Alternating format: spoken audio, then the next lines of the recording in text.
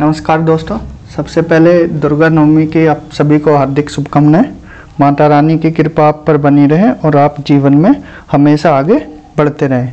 तो आज 4 अक्टूबर है और आज करंट अफेयर्स डिस्कस करेंगे, लेकिन टाइमिंग को लेकर बता दें। डेली करंट अफेयर्स इवनिंग में 6 बजे क्या है अपलोड कर दिया जाएगा। वो क्या है आपको 6 बजे इवनिंग में मिल जाएगा। तो आज का करंट अफेयर्स स्टार्ट करते हैं। पहले क्वेश्चन, विश्व पशु दिवस कब मनाया जाता है? अगर विश्व पशु दिवस की बात की जाए तो 1 अक्टूबर, 2 अक्टूबर, 3 अक्टूबर या फिर 4 अक्टूबर को। 1 अक्टूबर की बात की जाए तो 1 अक्टूबर को विश्व शाकाहारी दिवस मनाया जाता है। इस दिन किस पर फोकस किया जाता है? वेजिटेरियन पर, कि ज़्यादा से ज़्यादा लोग शाकाहारी बने। और 1 अक्टूबर को वृद्ध व्यक्तियों के लिए अंतर्राष्ट्रीय दिवस भी मनाया जाता है।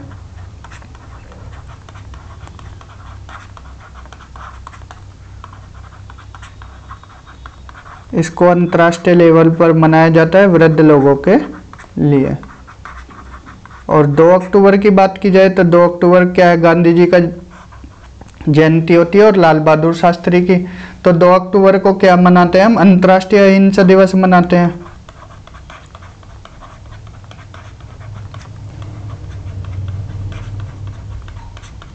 अंतर्राष्ट्रीय अहिंसा दिवस की बात की जाए तो ये क्या है, 15 जून 2007 से मनाया जा रहा है। 3 अक्टूबर की बात की जाए तो वर्ल्ड लेवल पे क्या है, जर्मन एकता दिवस मनाया जाता है। एकीकरण के लिए, जर्मन एकीकरण के लिए जाना जाता है। 3 अक्टूबर को जर्मन एकता दिवस मनाया जाता है। और 4 अक्टूबर क्या है, विश्व पशु दिवस मनाया जाता है। इस दिन क्या होता है, दुनिया भर के पशुओं के कल्याण के लिए जोर दिया जाता है। पशुओं के कल्याण पर जोर दिया जाता है। कब? 4 अक्टूबर को। चलते हैं आगे। G20 देशों के संसद के अध्यक्ष स्पीकर का सम्मेलन कहाँ होने जा रहा है? G20 के जितने भी पार्लियामेंट के जो स्पीकर वगैरह होते हैं उनकी क्या है सम्मेलन होगा। तो कहाँ होगा? बैंकॉक में होगा, जकार्ता, मनीला या फिर बंदरशेरी में। तो ये कहाँ होने जा रहा है? यह होने जा रहा है इंडोनेशिया की राजधानी जकार्ता में।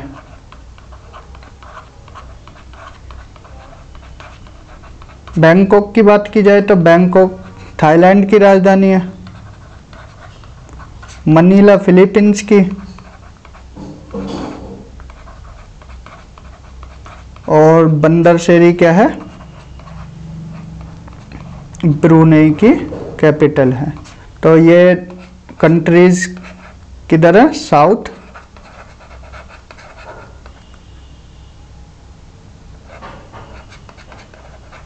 East Asian countries.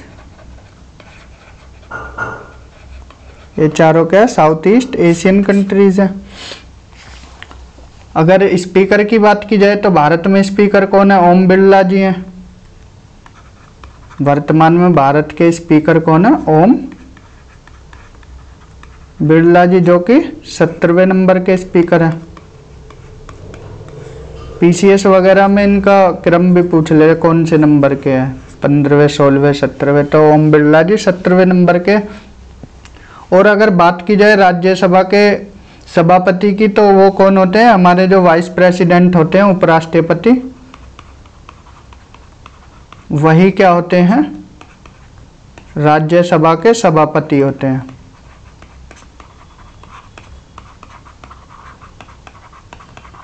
तो वर्तमान में कौन है? जगदीप धनखड़ जी हैं। और ये कौन से नंबर के वाइस प्रेसिडेंट है? 14th नंबर के उपराष्ट्रपति हैं। तो लोकसभा को क्या बोला जाता है? लोकसभा को निचली प्रतिनिधि सभा बोला जाता है। और राज्यसभा क्या बोला जाता है? ऊपरी प्रतिनिधि सभा। इसको लोअर हाउस और राज्यसभा को अपर हाउस बोला जाता है। चलते हैं आगे। हाल ही में किसे संयुक्त राष्ट्रीय UN सतत विकास लक्ष्य है sustainable development goal action awards में चेंज मेकर पुरस्कार मिला है? सस्टेनेबल डेवलपमेंट गोल के लिए। सृष्टि बख्शी, सोममंडल, रेखा मेनन या शांतिश्री धूलीपड़ी को। सोममंडल की बात की जाए तो सोममंडल क्या है, सेल की क्या है, मेनन कौन है, नेस्कॉम की, और शांतिश्री धूलीपड़ी क्या है, जेएनयू की वाइस चांसलर हैं। और ये अवार्ड किसको मिला है, सृष्टि बख्शी को। यह है सृष्टि बख्शी। इनको किस लिए मिला है, इनको यह अवार्ड लैंगिक हिंसा के खिलाफ पहल के लिए मिला है।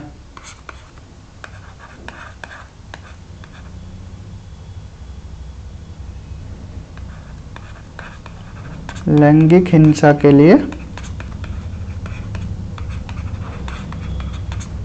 पहल करने के लिए मिला है।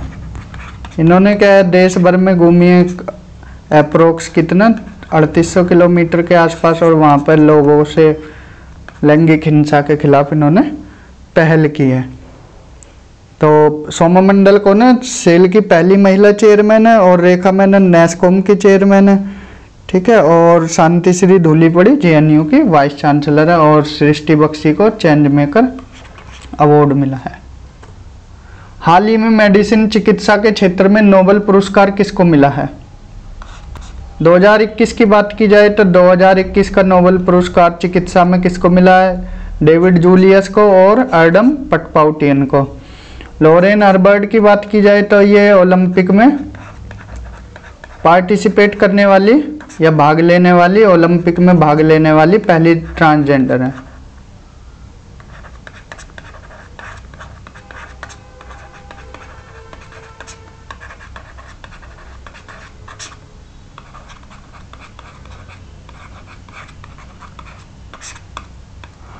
और इस बार का जो अवार्ड मिला है चिकित्सा के लिए वो किसको मिला, 2022 का स्वंते पाबो को। ये रहे स्वंते पाबो जी, जो कि कहाँ के हैं, स्वीडन के हैं। नोबेल पुरस्कार की बात की जाए तो नोबेल पुरस्कार क्या है, 1896 में क्या है, अल्फ्रेड नोबेल, उनकी क्या हो गई थी, डेथ हो गई थी। जो उनकी वसीयत बची थी, उन्होंने अपनी वसीयत को क्या बोला, 5 पुरस्कारों में भी योगदान देते हैं। तो 5 कैटेगरी वो कौन कौन सी है, फिजिक्स, केमिस्ट्री, मेडिसिन, लिटरेचर और पीस। बाद में क्या है, 6th कैटेगरी को भी ऐड कर दिया गया, इकोनॉमिक्स की को। अब इसकी स्टार्टेड कब हुई, नोबेल पुरस्कार की 1901 में। मैक्सिमम 3 लोगों को दिया जाता है, 1, 2 या मैक्सिमम 3 लोगों को दिया जाता है। नोबेल पुरस्कार पाने वालों को क्या बोलते हैं, लॉरिएट्स बोलते हैं। और ये क्या है, एक्चुअल में डिक्लेरेशन पहले हो जाती है, लेकिन दिया कब जाता है, 10 दिसंबर को दिया जाता है। डेथ एनिवर्सरी मनाई जाती है जब अल्फ्रेड नोबेल की, तभी दिया जाता है। पीस प्राइज कहाँ मिलता है, ओस्लो नॉर्वे की कैपिटल में, और बाकी सब कहाँ मिलते हैं, स्टॉकहोम स्वीडन में। बाकी 5 कहाँ मिलते हैं, स्टॉकहोम स्वीडन में। तो ये थोड़ा फैक्ट्स थे नोबेल प्राइज के बारे में। चलते हैं आगे, 5th क्वेश्चन। हाल ही में उत्तर प्रदेश के किस जिले में पहली खगोलीय प्रयोगशाला एस्ट्रोनॉमी लैब का शुभारंभ किया गया है, मेरठ, गोरखपुर, आगरा या झांसी में। मेरठ की बात की जाए तो मेरठ में क्या है, पशु युद्ध स्मारक है। इसका मतलब क्या हुआ, इसका मतलब हुआ कि यह उन पशुओं के लिए समर्पित है जिन पशुओं ने कारगिल युद्ध के दौरान या कश्मीर में जो आतंकवादी विरोधी अभियान चलाए गए थे उसमें किसकी मदद की थी, सेना की मदद की थी। तो उन पशुओं को समर्पित है, वो कहाँ बनाया गया है, मेरठ में।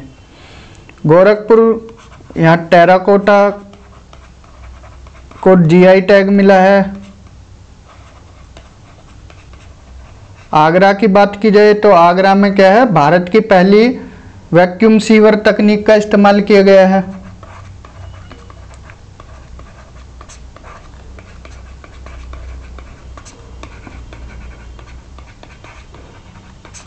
और ये कहाँ पर, एस्ट्रोनॉमी लैब, खगोलीय प्रयोगशाला कहाँ पर, इसका शुभारंभ झांसी में किया गया है।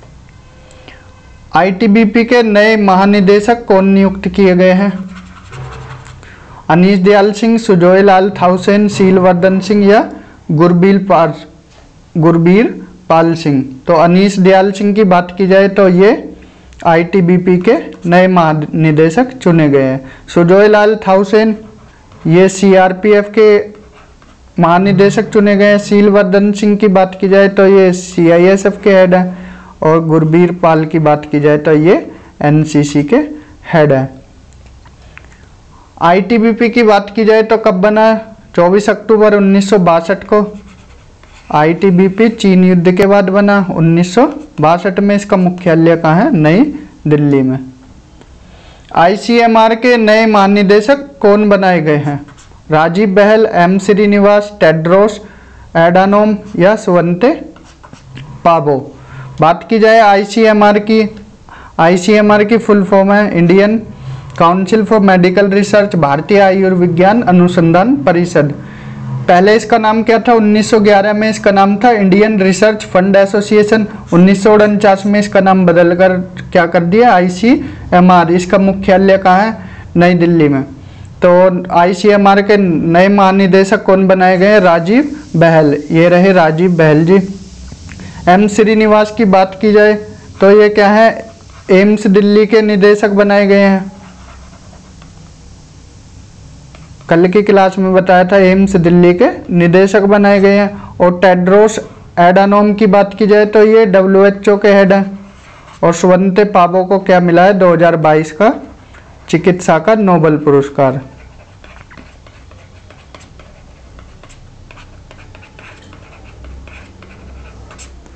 चलते हैं आगे। हाल ही में किसे चुनाव आयोग का नेशनल आइकॉन बनाया गया है? Chief election commissioner. उन्होंने क्या किया है? पंकज त्रिपाठी को नेशनल आइकॉन बनाया है चुनाव आयोग का। अब पंकज त्रिपाठी जी क्या करेंगे? लोगों से अपील करेंगे ज़्यादा से ज़्यादा वोट करने की। तो इलेक्शन कमीशन की बात की जाए चुनाव आयोग की तो आर्टिकल 324 चुनाव आयोग के लिए। आगे अगले क्वेश्चन की तरफ। हाल ही में वायुसेना में किस नाम से पहली स्वदेशी इंडिजीनियस विकसित हल्के लड़ाकू विमान को शामिल किया गया है? जो इंडिजीनियस है, स्वदेशी है। प्रचंड, चिनूक, अपाचे या राफेल। चिनूक और अपाचे कहाँ के हैं? यूएसए के हैं। राफेल कहाँ से लिया गया है? फ्रांस से। तो ये इंडिजीनियस जो भारत का स्वदेशी है वो प्रचंड है। तो करेक्ट आंसर होगा प्रचंड। हाल ही में प्रधानमंत्री नरेंद्र मोदी ने कहा दुनिया के पहले सीएनजी टर्मिनल की आधारशिला रखी है? तो उन्होंने ये आधारशिला कहाँ रखी है? भावनगर, गुजरात में। सीएनजी की बात की जाए तो सीएनजी की फुल फॉर्म क्या है? कंप्रेस्ड नेचुरल गैस, संपीड़ित प्राकृतिक गैस। और मुख्य रूप से किससे बनी होती है? CH4 यानी मीथेन से। तो आज के लेक्चर में इतना ही। मिलते हैं अगले लेक्चर में। Till then thank you, have a good day.